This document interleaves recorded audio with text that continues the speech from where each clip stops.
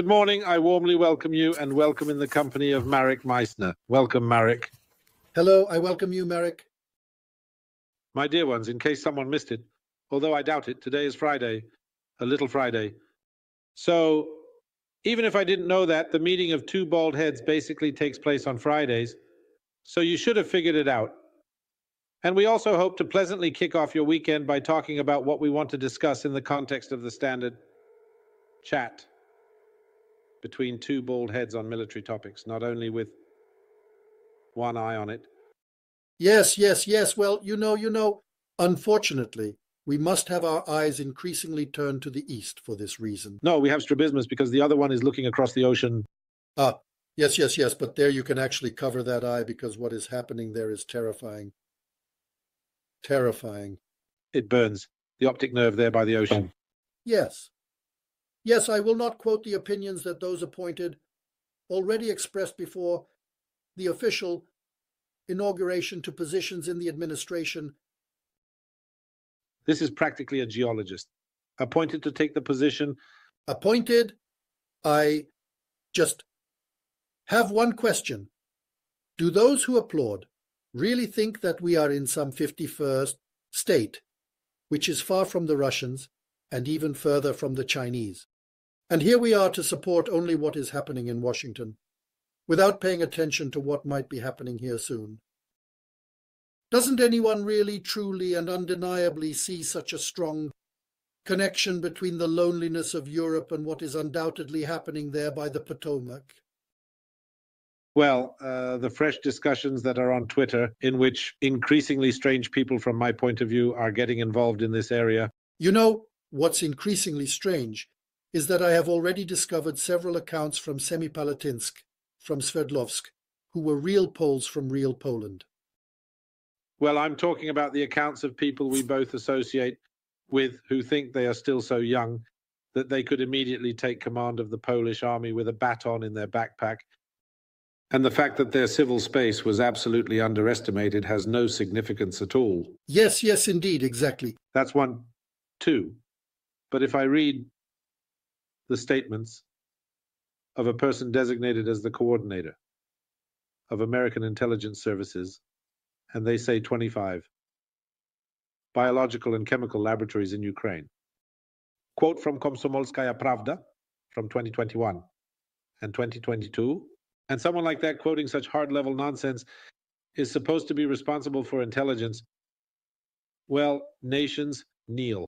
So, you know, I'll one-up you. The guy expected to take the position of Secretary of DOD, that is, the Department of Defense, said this. Pyrina is indeed such Russian crap, and now Russia wants your crap back. This is not just a level of irresponsibility. It is a level of maximum indolence. But one more thing, a comparison of combat experience and the concept I'm talking about defense in the military of the current Lloyd Austin versus that reserve colonel. He is not, in my opinion, a reserve colonel. He is probably a major, not a colonel. Is he even a reservist as such? Because he has always been a reservist. From the National Guard. Exactly, from the Minnesota National Guard. And he will now manage everything. Well, you heard all the generals in the area are supposed to leave, especially Milley and Brown. Moreover, Brown is to leave for purely racist reasons because he is black. Well, you know, his last name actually conflicts too much. I mean, it doesn't actually clash. Mr. Brown is black, but he should be brown. No? Because, you see, this is the kind of situation where suddenly Hexet accuses him that if he weren't black, he wouldn't have become a general, which is complete nonsense considering how strict the Air Force promotion system is and how much it depends on combat experience and what a person has been able to achieve. It's even more so than in the Army, more so than in the U.S. Army. That's one thing. The second matter is that at some point, their committee, either from Congress or the Senate, must approve promotions to the highest. That would, yes. It was like that. Not that it's a simple decision where the minister proposes and the president just approves, or that the president wants it and does it, sometimes even against the minister. Yes, that can happen with us. Well, exactly. It's so surprising that they're, completely unfamiliar with America. Suddenly, experts from the Dark D appear who directly transfer Polish political relations to America. And I have the impression that it's just on the basis of it doesn't matter, as long as the leftists feel the pain in their asses.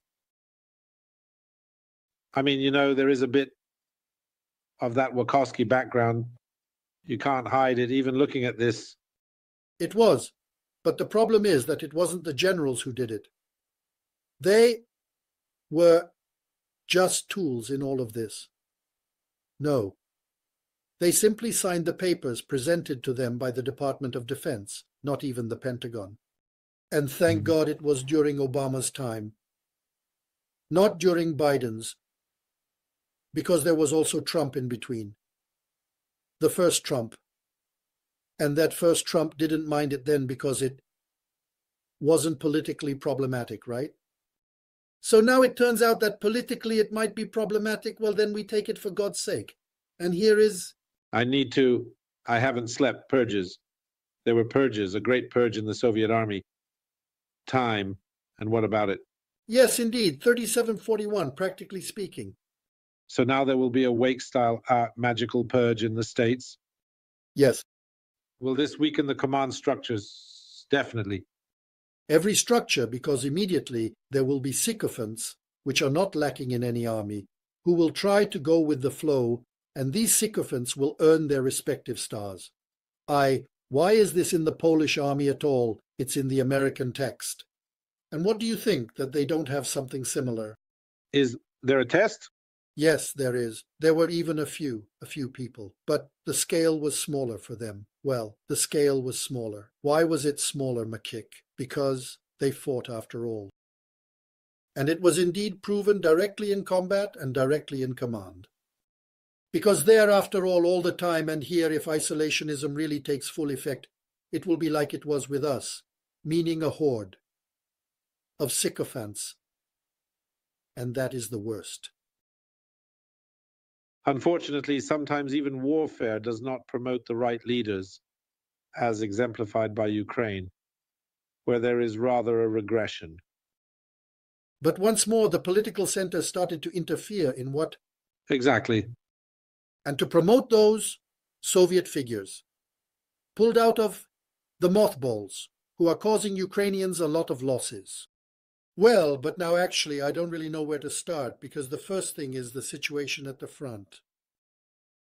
It's worth a glance and discussion, but the second thing is what I have uncovered and why Ukraine should hold on. What is happening behind the Russian front? Incredible things are happening. Incredible things are happening. I'm not even talking about the equipment, about those 170mm mortars that we saw on the platforms, because I read a whole report on this from South Korean intelligence where they said that it is an absolutely failed design. Too much unit pressure. The chassis is too overloaded after the T-55 because it is the chassis from the T-55. The second 55. The resulting high failure rate at this point, it is enough that there will be a failure of the chassis, the platform. This is already equipment that is bad. Additionally, there is the failure rate of the gun. Why? Because the Koreans did not know how to make barrels in a monoblock. As a result? Yes, as a result. This barrel is made of two parts. This means that there are two tubes that connect with each other at the appropriate inlet. Yes. But first of all, it is a weaker connection. Secondly, it withstands lower pressures. And thirdly, it requires more frequent replacement. It could also happen that uneven operation will cause the two parts of the barrel to gradually uncouple. Yes. And it could cause a big kaboom. We know. We already know what the quality of Korean gunpowder is. Well, it is poor. It is practically the quality of Russian gunpowder from the early 1950s. This is something that does not have full repeatability. Repeatability, yes. Large pressure fluctuations. Large pressure fluctuations. Exactly, that means the combustion is uneven. And with a non-monoblock barrel, it means that there can simply be local bulges, faster wear of the rifling. As my artillery colleagues nicely put it, the barrel gets fouled, because uneven combustion creates a lot of fouling in the barrel. As a result, accuracy is almost non-existent. Secondly, you can only shoot this at a field, meaning area-wise, and the South Koreans. Well, at a distance of 60 kilometers. But do you know what that means? It means that there was such a cannon during the Warsaw Uprising, which the Germans used to shell Warsaw. It's a large caliber because it was a mortar. 600. Yes, 600. And after all, that cannon. It actually fired at Warsaw, not at a specific object. They were lucky if they managed to hit the district they intended to hit. That's why Koks. Terrorist shots were fired. Yes, but Koksani are used. They were planned to be used either in close combat or in squares, so that the average would be strong enough. And they were used exclusively in coastal defense. Because the Kims themselves concluded that they were unsuccessful, and to avoid withdrawing them, they were transferred to the Coastal Defense Brigade. And now, simply having cleared the warehouses, he took and returned, or sold, in my opinion sold, because he does everything very mercantile, to the Russians.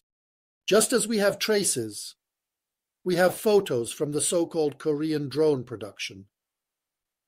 These are simply Lancets, that is, Lancets.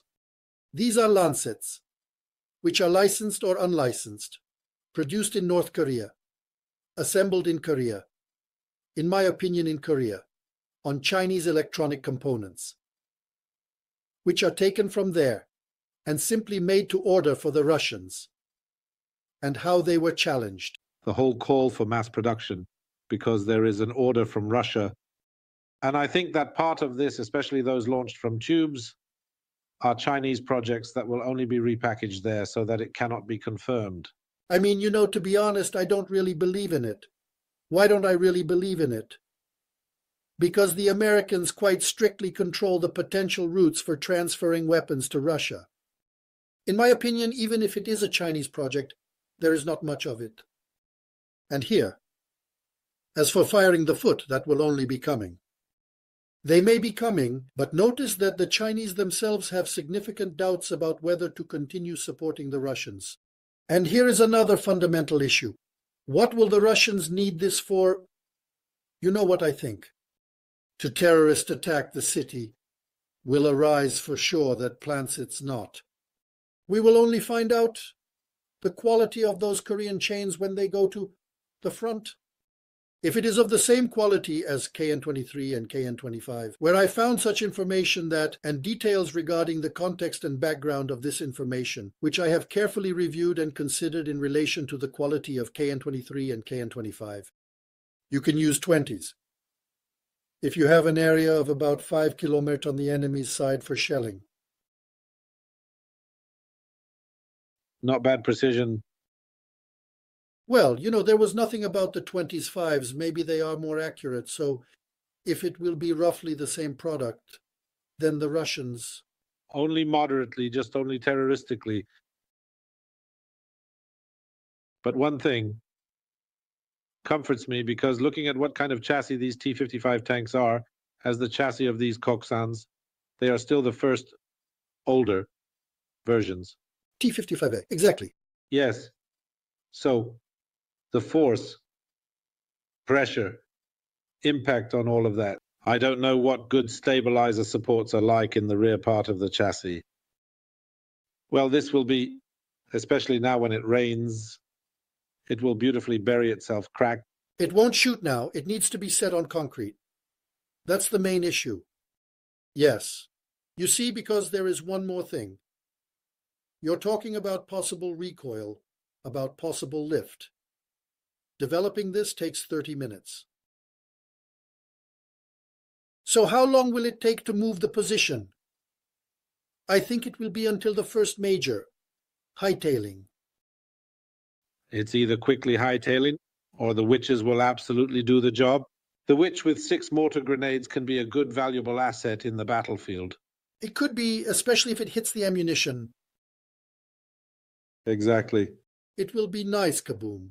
It won't be... Yes, now, a bit of information about what's happening behind the front. And there, horrific things are happening for the Russians.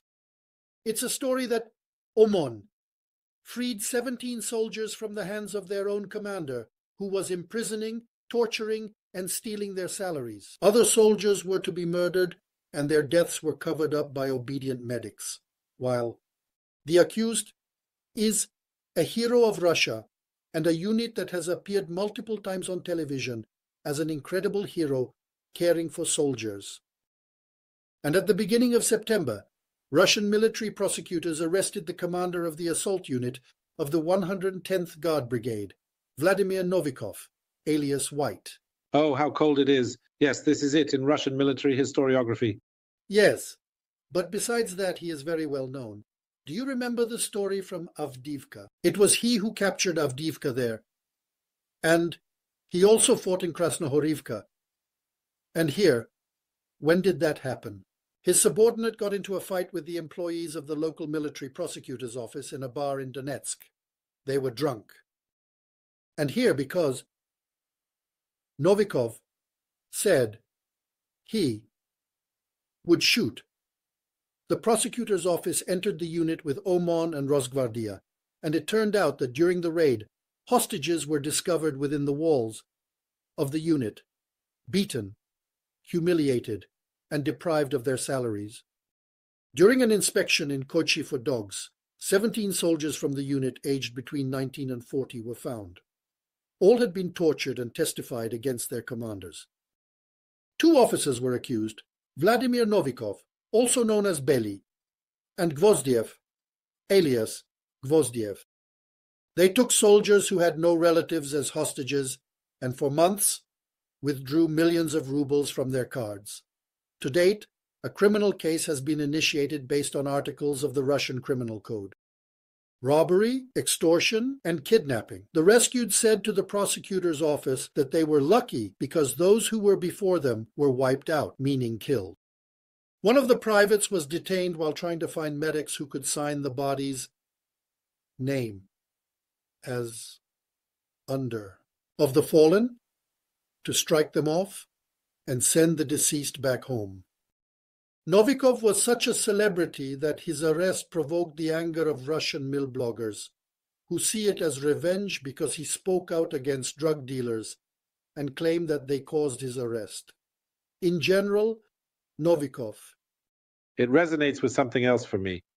When you said they withdrew millions of rubles from their cards, it means what came to them as salary. If they even cared, but listen, it reminds me of what Russian banks do, how they certainly screw over those mobilized, Yannick posted, greetings to Yannick, how they block their cards, not giving them a chance to do anything about it. They contact, for example, the unit commander, and he cannot appeal, go, or file any complaint with the bank, nothing. And they seize their money for months. Yes, exactly. Banks either make deals with commanders who withdraw money from soldiers' cards and enrich themselves this way. How is that? A miner from Donetsk, Novikova. A long story of torturing and robbing their own people. Together with the deceased, recently deceased, Pavel Klimenko from the 5th Brigade. He operated a mine that they called the torture mine.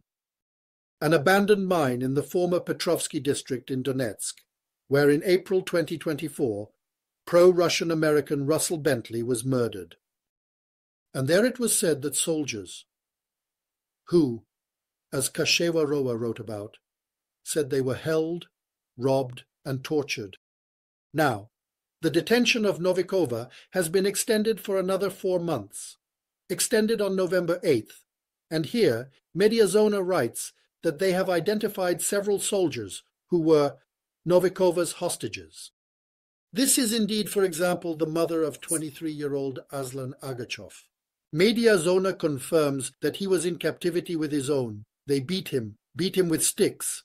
We learned when he was in the hospital. Well, he had to undergo treatment for fractures and injuries caused by the beating.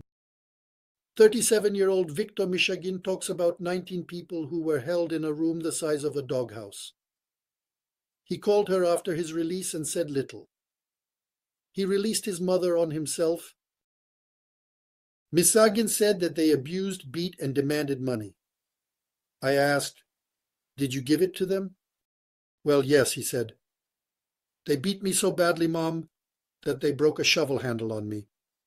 Not bad, right?" That's not all. Not everything. Deputy Novikov Alexander Gwozdiev was making people dependent on drugs, especially on salt, which is mephedrone. Gwozd said that he would be killed and crossed off like others if he did not listen and did not give money. He said, "Mom, please don't call him, don't say anything, he will definitely kill me." A soldier from Krasnodar, who was also a friend of this Mishagin, was involved.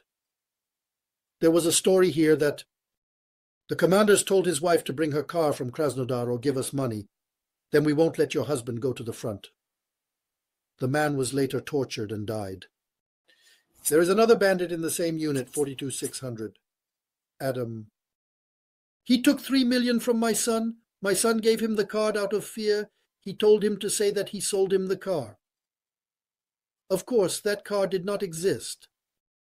The money should come on the 20th. They are supposed to receive a total of 200,000. Now they have 40 in advance, but no one sees any money.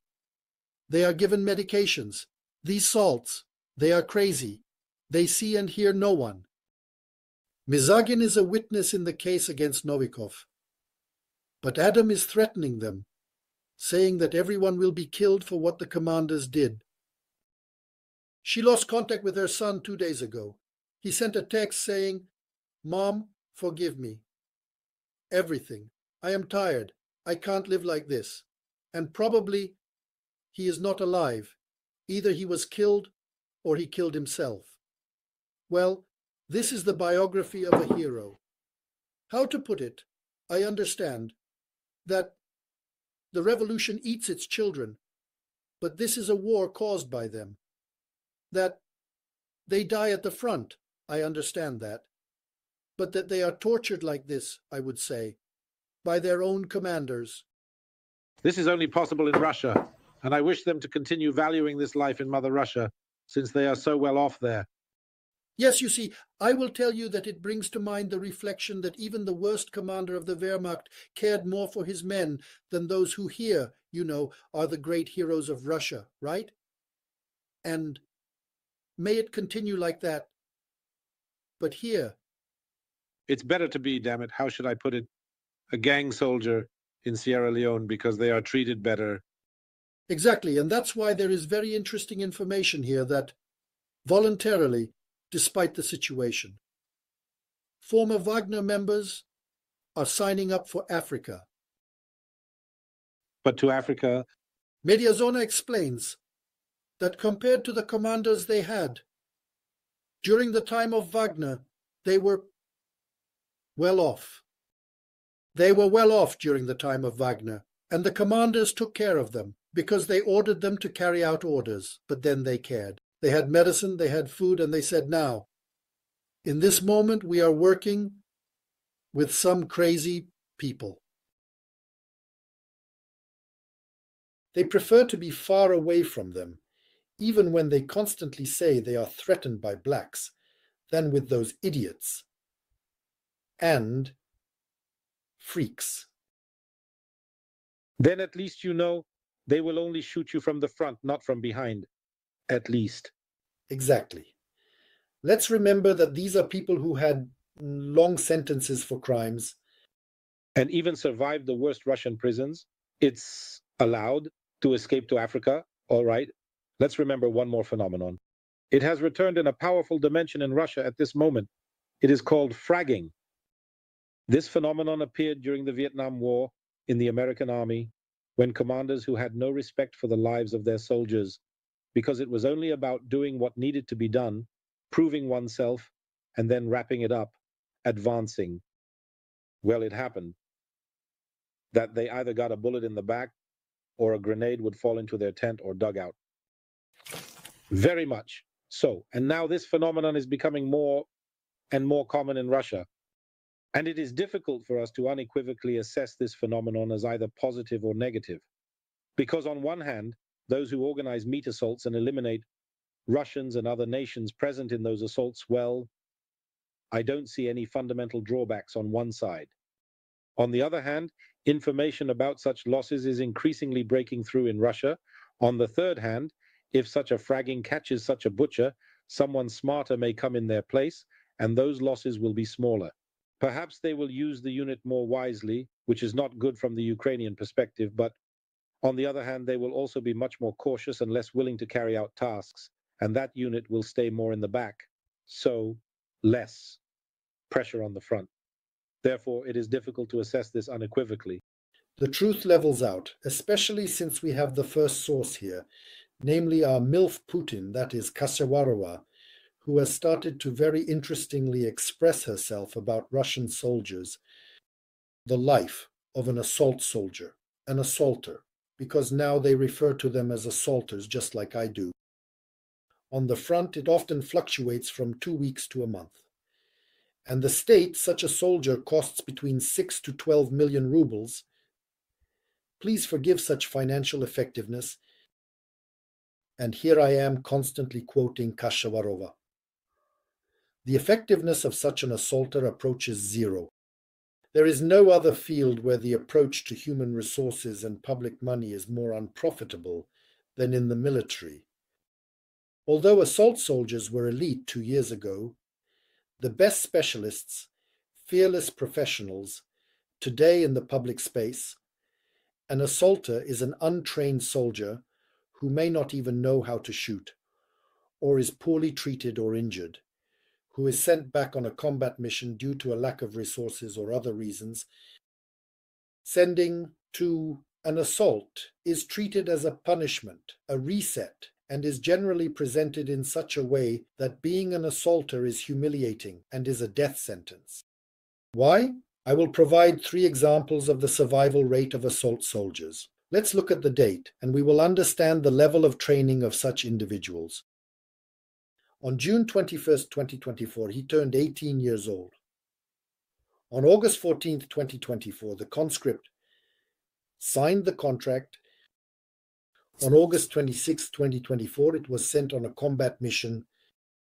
On August 31st, 2024, declared missing, and I wrote that 95% of the missing are dead, a total of 17 days from the day of signing the contract. But yes, an important word, conscript. This means that he was drafted into the army and was immediately forced to sign. Was he convinced or coerced into signing such a contract? But this is a significant chance for all those mothers in Russia, because if they are pressuring these young ones to go on contract, then those mothers in Russia will start protesting again. Exactly. Now the next one, this time already an adult. This time he signed the contract himself. On September 12th, the contract for 2024 was signed. September 24th was the last day he contacted his loved ones. September 29th, he was declared missing. 17 days after signing the contract. Now, yes, on September 29th, 1929, the contract was signed. On September 20th, indeed sent to the Northern Military District, which is actually a combat zone.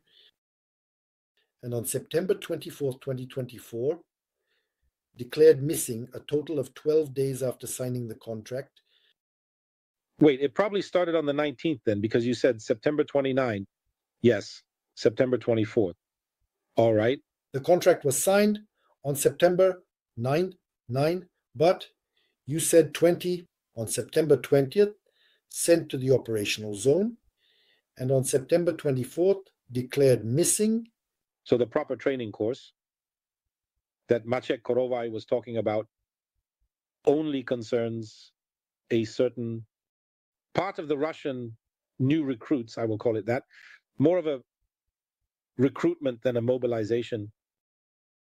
This is written by Kashevarova, who generally went through with concern. It doesn't mean you know who was Kashevarova anyway. One must remember what connections she has. Kashevarova was the personal assistant to Volodin. And who is Volodin? The head of the State Duma, a close friend of Putin for dirty work. If someone has very good connections in the ministry, they have them in Volodin and Kashevarova, who is supposedly an independent journalist, a mill blogger, and so to speak, a volunteer. As it is called in Russia, has very good information, probably the best among the current military mill bloggers, which is why it's worth paying attention to what she writes. If she writes negatively, it means it is true. Let's move on. So someone allowed her to do that? Yes, someone allowed her to do that. But you know, it's a well-known story that she serves as a vent, right? But you know what? I'm wondering about something else. If she calculates that it is from 8 to 12 million rubles for one such person who was useful for 17 days, then what is the scale of robbing the Russian state on this path? By such 12-day ones, right? But look, theorizing, he could have even received those 2 million rubles approximately, but it takes time before they pay him because he first has to sign, and it takes a while before they pay him. In the span of 12 days, 14, even 17, I doubt it, he received some small part of it. Moving on. His equipment and so on. How much can that cost in rubles? Let's say 100,000 for everything. Training and sustenance during that time. Oh man, let's say another 100,000 rubles. Well, let's say that it realistically cost 400,000 rubles before he fertilized the sunflowers. And here it is 6 to 15 million. These are the millions along the way from the gathering. Yes, these are the millions he collects along the way. And it's very interesting because, look, Makiek, we keep saying that a Russian soldier comes cheap for Russia. But here Kashevarova writes that it's not the case at all. This is such a pump action in connection with this special military operation that only now are illegal fortunes growing. Well, it has been said why the oligarchs do not rebel. Because since the moment of the special military operation, those who are well regarded by Putin have seen their fortunes nearly double. What did they increase on military orders? Already since the time of the First War, and significantly, orders for the supply office. Then under the Russian crown, it was known that these fortunes grow during wartime. But let's move on. What does Kashevarova write? An assault soldier faces the greatest risk on the front lines. The average lifespan there is significantly shorter than that of WR crews, tanks, or UAV operators. Those unprepared are immediately thrown into battle, and there are immediately many 200 or 300. Due to shortages, they start throwing everyone into assault units. Tankers, Puawe soldiers, engineers, and communication specialists. According to some commanders, anyone who signs a contract is immediately a ready assault soldier. But that is not true. Even experienced assault units V or Z underwent training at the training ground with the same Wagner group after injuries, leaves, or rehabilitations. Now, the state estimates the death at 6 to 12 million rubles. Injury from mild to severe is 3 million rubles, and the Ministry of Defense has started talking about differentiating payments based on the severity of injuries.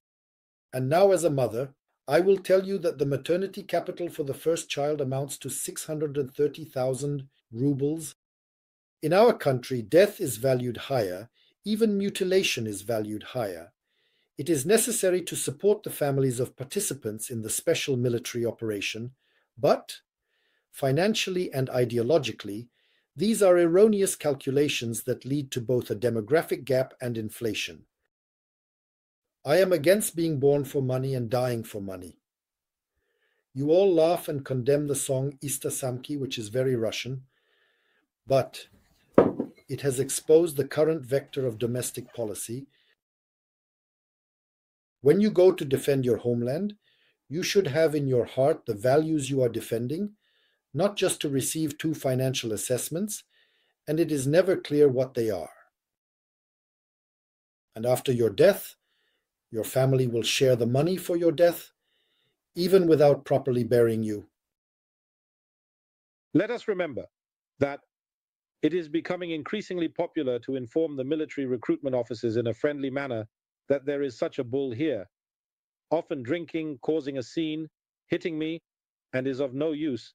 Maybe he could at least be useful for the homeland. Yes. Well, and he goes, and finally the family benefits from him. In the end, the family benefits, yes, but also remember that there are wonders with those payments, so the benefit can vary, sometimes yes, sometimes no. If he doesn't work, at least he won't be taking from the household budget. Besides, he won't be hitting. So here, what does Kashewarova write next? At the same time, the release of free money for citizens as compensation for injuries, as compensation for death, leads to inflation. Mortgage and loan interest rates have already risen incredibly. At the same time, clean money is issued for death and injuries, while for the birth of a child, only a certificate is provided, which cannot be used to buy anything, and with increased mortgage and housing interest rates, nothing can be purchased or arranged. This means that the stimulation of death is active, while the stimulation of life, that is, the birth of children, occurs only among those who are irresponsible, and where the child grows like a weed. Moreover, 99% of the people signing the contract are citizens of Russia, our people, who lived on the territory of our state and die for the country, are replaced, here a racist voice has spoken, and their place is taken by migrants, settlers from the CIS countries. They are not even Belarusians, but mainly Tajiks, Uzbeks, Armenians, Kazakhs, that is, non-Slavs. Not only do they not fight, but they also acquire maternal capital here.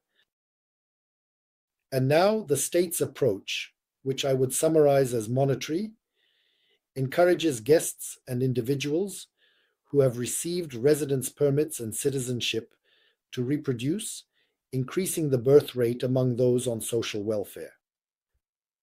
And their children end up in orphanages, die, become criminals or victims of violence. It replaces Slavs and other true peoples of Russia with immigrants from Central Asia.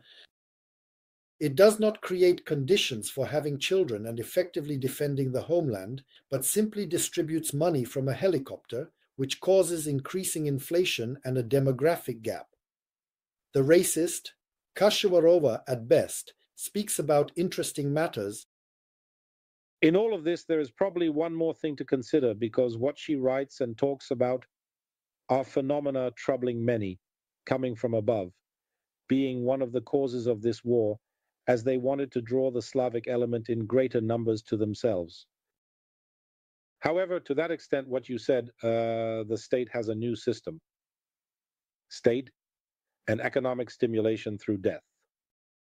So these 130 some million have now become an endangered species due to the functioning of the state itself, where we must remember that the state as such, especially a national state, is the highest form of organization of a nation. That is how it is in normal societies, but not like this. Not there exactly. And here we have an interesting fact about how it looks, which confirms Kashewarova's observations. Military Unit 1340, that is the 8th 10th Marine Brigade of the Guard in Sevastopol, this so-called elite. That's how it is. They sent us to the slaughter like cannon fodder to fortified bunkers, to the enemy's machine guns for a head-on collision with his fire. The soldiers recorded a message. 4 groups of Marines suffered very heavy losses. 2 groups were completely destroyed. Out of 50 people, only 7 survived. Good. Because political. Good, because it's political, and at that moment, where were they fighting? Where did the 810th fight? 810 in Kursk. Exactly. Where supposedly the Russians are making such progress. I mean, they are making progress in the disposal of their soldiers because the losses, both in equipment and personnel, have been increasing rapidly lately. Yes, that means, of course, the situation doesn't look so rosy. Here. Emil Kastehelmi, he is an analyst, a Finnish officer. What does he write? He claims that, yes, the most important directions are Kurachow and the Kursk direction. In Kurachow, the Russians are trying to create a pocket and are approaching from almost all sides. A few large fortified Ukrainian strongholds have fallen, but the Ukrainians have withdrawn from them. The Russians have entered the eastern part of the city, and some of their units have entered the village of Dalny, but it is still a grey area. The latest advances by the Russians threaten Ukrainian positions between Uspianivka and Yelizavetovka. It is unclear how strongly the Russians have managed to establish a presence in Dalny, but the problem is that they are there at all. Well, it is a grey area as far as I know. To the north, the Russians... Can you look at the map? Come on. At this moment, I will just move it accordingly just a little bit.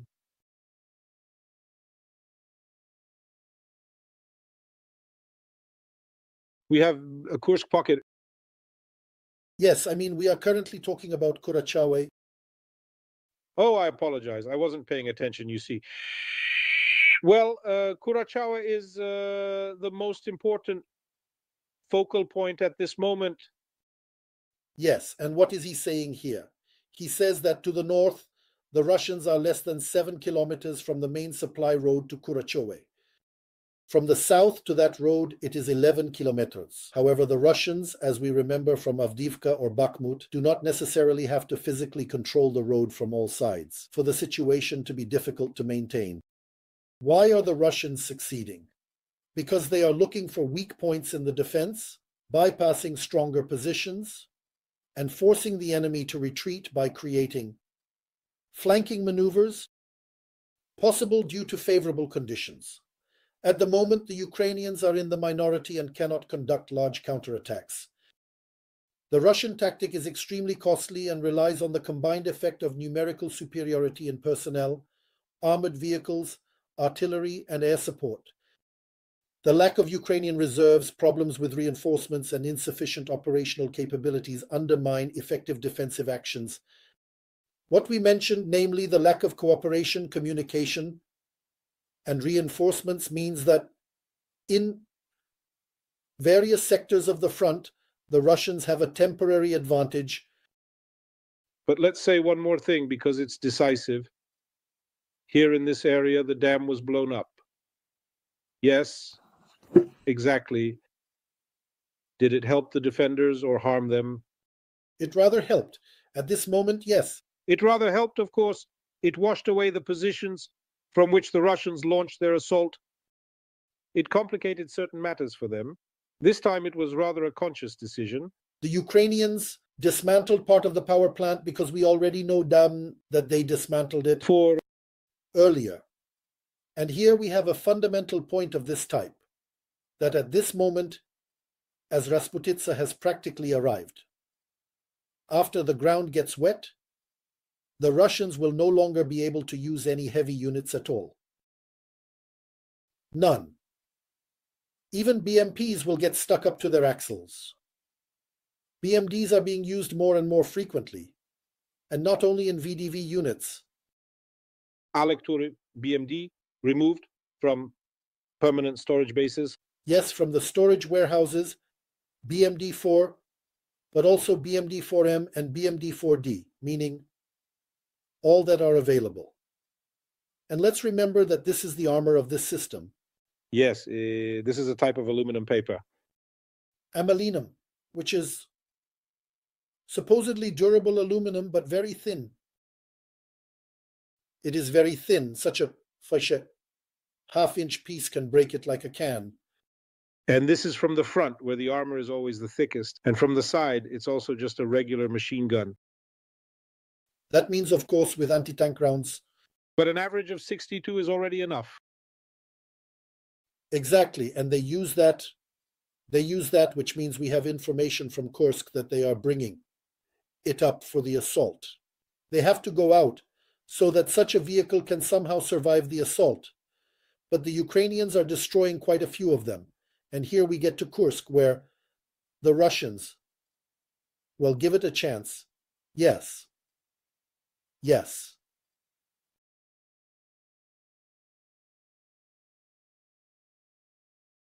And they are pressing on the western and northern flanks.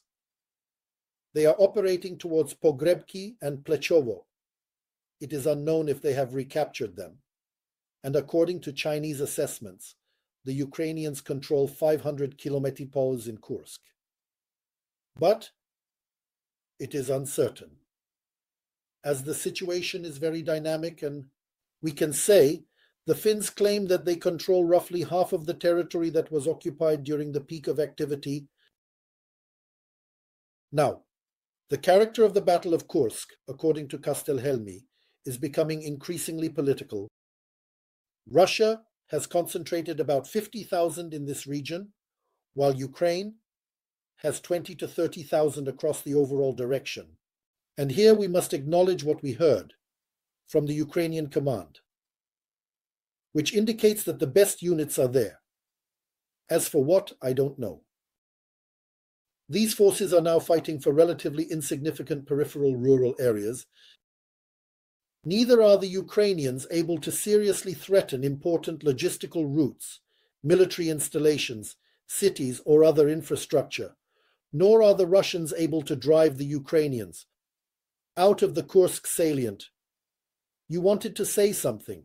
As for me, they should really blow up the gas pressure control station in Sudzha and get out of there, because we shouldn't incur unnecessary losses. Yes, I think so too. And push, that is leave, large covering units in the direction of Sochi, where the Russians intended. And here, half of these forces can easily and quickly go to where they are needed in Zaporizhia and Donetsk. Yes, because that is where they are currently most needed. I understand that somewhere in the banking circles there is an idea to exchange Kursk for Donetsk. But if this continues, Kursk will have to be exchanged for nothing. Regarding the situation from June 2024, it's not funny at all. And at this moment, we have such a situation. We have a situation where the Russians could maintain their presence using smaller forces, simply tying down the Ukrainians near Kursk and trying to carry out more important tasks in Zaporizhia. Instead, they chose the operation we see now. Either they calculated that they have enough strength and equipment for 2 offensive operations, or they believe that they prioritize political goals above all. And here it is hard to imagine how an area of several hundred square kilometers with a city of 6,000 inhabitants could significantly influence possible negotiations. It is a secondary front from a military point of view. The situation may also be such that both sides believe they are exhausting the other side's forces and tying down important units of the other side in this region. Fortunately, the current actions of Russia in the Kursk region are moving some of the heavy fighting outside of Russia's borders, which is beneficial for Ukraine on one hand. That means the effect is that the Russians are destroying everything themselves. Their army is destroying everything there as they go with the method of landfall to the other side, generating enormous expected reconstruction costs, which, of course, the Russians will think need to be passed on to the Ukrainians. Funny for me, I will also mention that I spoke with Dr. Piontkowski about issues related to certain matters of entering into conflict and similar things. It will be airing this weekend. I'll just say this. Russia can dream and fantasize about certain things, but rationally functioning large international organizations like the European Union and NATO are absolutely capable of neutralizing their wet dreams on certain issues, including those related to compensation for the fact that they indeed attacked. Let me remind you. That's indeed one thing, but the second story is, after all, what I found. What I found, namely an interesting change of tone and an interesting change of tone in Popov. Well, Popov. This is Eugeni Popov. He is a renowned propagandist, as you know, whose husband he is. And here's the story that suddenly Popov was saying at his place, meaning there were always these discussions about Poland, with a knife in their teeth, how it would be necessary to intervene and restore order.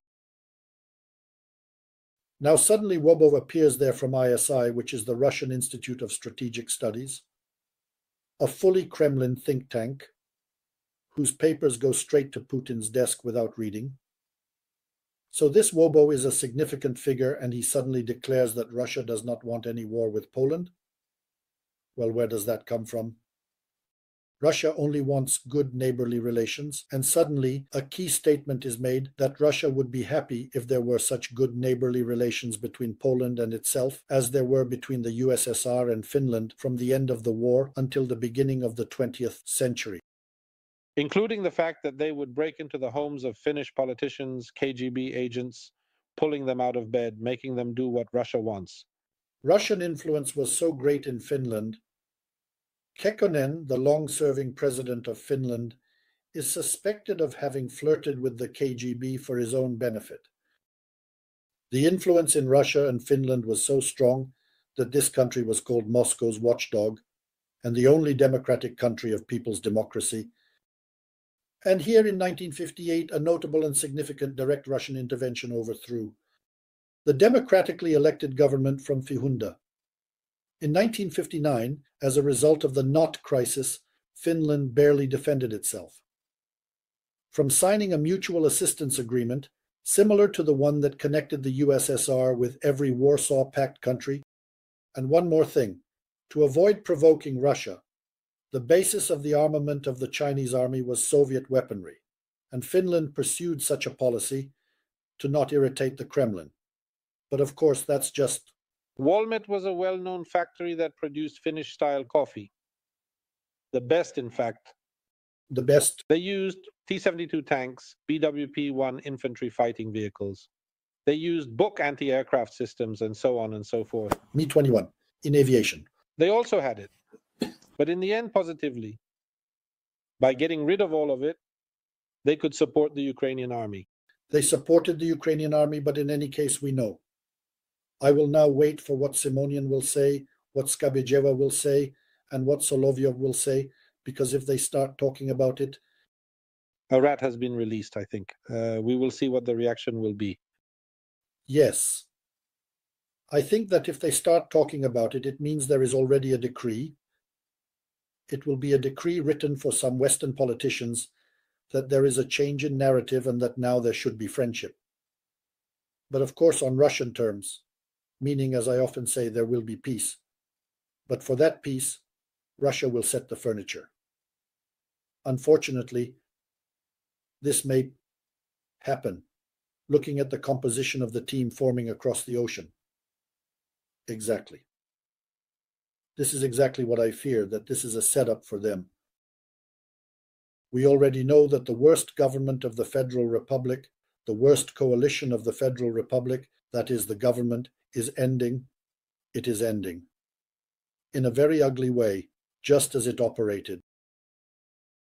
You know, R.I.P. to them, across on the road, and for the glory of the German homeland, to be buried, and may it not resurrect along with Ostpolitik. Merz as Chancellor looks much better. He will join the anti-Russian front. Because Macron, despite what is happening in France, is a constant point in the music of this anti-Russian front. The Scandinavians are definitely against it, so by necessity, some coalition is taking shape. And after what Boris Johnson said about Trump's pressures on Great Britain, and that he almost wanted to make the UK a state of the USA, with the trade agreement, I think the British will also be rather willing to become a part of Europe and embrace a future rather than being in Trump's harness. As far as the Netherlands, for example, had various ups and downs, but it has always supported Ukraine on the basis of MH17. I think Yes, because in the Netherlands they say it directly. I think that Mark Rutte will definitely ensure this direction even more. Well, yes, you could say that. That means, I mean, the Germans cooperated well with the Dutch on certain issues to support you here, so it's okay. The least distinct is Spain, and even less so Portugal. they are far away, but let's remember that in Italy there is Meloni, who, despite sitting with coalition partners who were cozying up to Putin like Salvini, still here the support for Ukraine is constant, and she personally ensures it. As for Spain and Portugal, we will see. I think they will join, especially since the Spaniards have currently chartered 2 floating gas terminals to receive LNG from the States. Despite all the reservations about Ursula von der Leyen, I must give her credit for her brilliant move, her first call to Trump, stating that Europe is very eager to see a lot of LNG from the United States. Here, with Trump's mercantilist approach and the fact that Europe wants to replace LNG with American LNG, it is very cheap. I am fully in favor of Russian LNG. And by the way, let's remember it benefits the main sponsors of Trump's campaign, namely the oil industry. It's not entirely so because, again, the Koch brothers are very anti-Trump. I mean, one brother, because the other has already passed away. But we still refer to them as the Koch brothers. In any case, Texas, contrary to appearances. We should ask Rafa about this, right? A specialist on America, but from what he has written and what he has said, it follows that Texas is not at all that pro-Trump. It is conservative, but an old Republican conservatism. Exactly, that is the difference. Old Republican versus MAGA, that is the difference. The quality is absolutely different. They are closer in Texas to the views of Ronald Reagan. Exactly. I absolutely agree. I believe that the last best Republican candidate for president was the late John McCain. Yes, McCain. But he was one of the last such warriors of the Cold War. He understood the situation well. Yes, he knew. McCain knew well what was brewing over there in Russia. Well, I think we will end here. We have gone through this. Well, we will monitor the situation, especially I will observe it from the Russian side, and we must always keep America in mind. I will say this. We submit the Shooting Act to the US Senate and take a look at those nominations to the mess. This is one side. On the other hand, I would like to say something that is based on associations. It's a curse, so we can give you our heads. Any resemblance was purely coincidental because we skimmed through these topics with genuine pleasure. Yes, indeed, exactly as you said. And my dear ones, we wish you a pleasant weekend, another November 1. May it be warm enough, party enough, whatever else you want. And today, for example, what? Let me guess. I will be meeting with Mateusz, the spirit who decided to visit Wrocław. So there will be chats with the spirit. First, our live ones. Maybe we'll even record something from it. So that would be it. As a spoiler, there will be cool additional materials this weekend, both in the area of energy and international law, explaining certain issues about Poland's involvement in the war and similar topics, to clarify everything unequivocally. And if someone finds here and now what they like, that, what is it called, understanding and coolness, thank you for that, for the recognition. If not, we encourage you to like, comment, share, subscribe to the Kapitan Lisowski channel, follow Marek Meissner's social media and his activities on ISB News and everywhere else. In addition to all this, we also encourage supporting our online creation with coffees, subscriptions, or whatever else, because really, looking at what big media have been doing lately, they are starting to use methods of work like ours. This was evident with the base in Redzikov, how Wopatolowicz. We internet creators are becoming, first, we were ridiculed, and now we are increasingly being taken seriously as competition for leading media. Because we are better and describe everything better, because we have what? More time than 3-minute or even shorter clips for something. Exactly. So, thank you very much. We support and encourage further cooperation. Wishing you a nice weekend and saying goodbye from the two bald shelves. Marek Meissner and Maciek Lisowski. Zemi Wobek. See you, hear you. Bye.